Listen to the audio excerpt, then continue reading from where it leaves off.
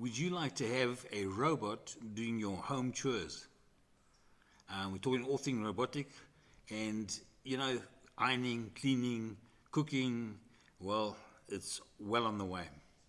So, as usual, I'm John Harris, and here's another episode of Exponential Radio, and we're discussing some of the pros and cons, as usual.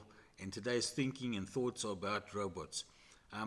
Robotics in hotels. These are already, Japan is running with Android. Cleaning and reception. You got pharmacies, manufacturing, agri services, all over the place. There's infiltration. 1.5 million plus robots doing work in different markets.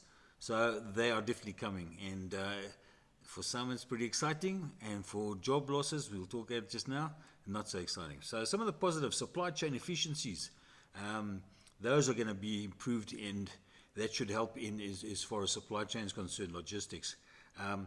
It would provide more leisure time, obviously. If you're home, for example, I'm going to get one for the grass, then that's definitely going to give you more time, leisure time. Health, so it's quite interesting because it's home nursing. You're going to be able to have these to come and do medication at home.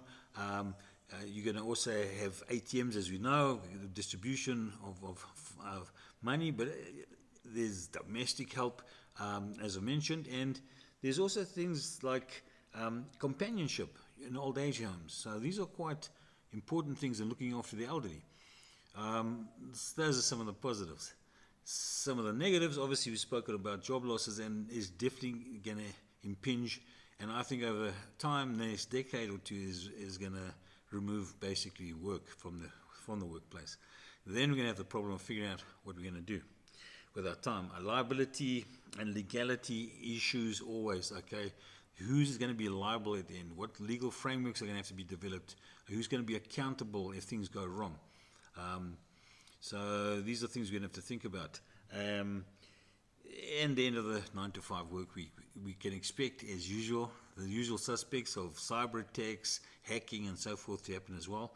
I know they're looking very closely at how they're going to secure these things.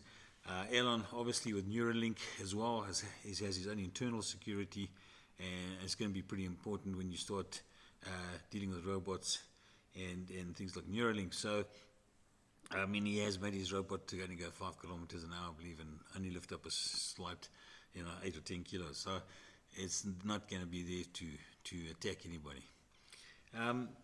Some of the other things we need to think about, and,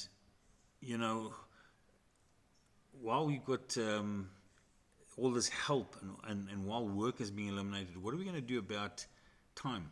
How are we going to structure time? And I've been thinking a lot about this, and it's not an easy thing to solve. I mean, you can travel, but then we've got the universal wage, and we're going to have a restriction more than likely down the line on travel.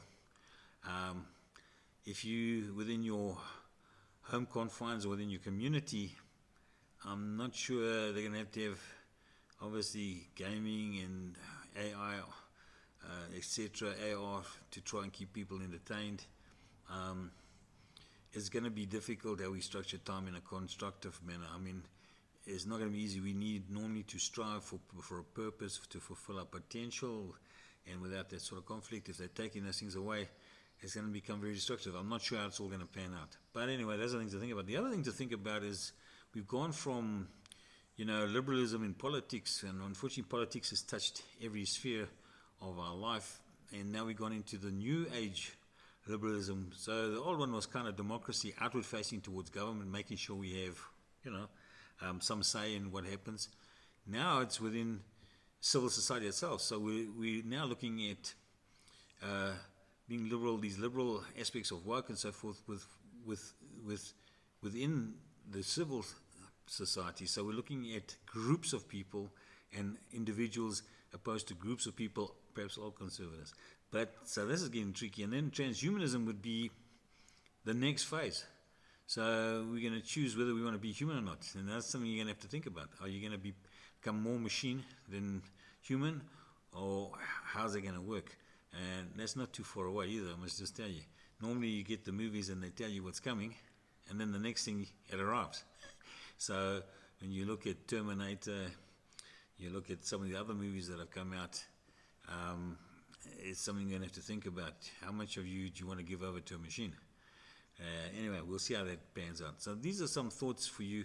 I mean, there's also opportunities here for people that are looking to do exponential type organizations, ecosystems, platforms, apps. I mean, there's a whole lot of that coming up with regards to robotics for sure. And so those are the opportunities.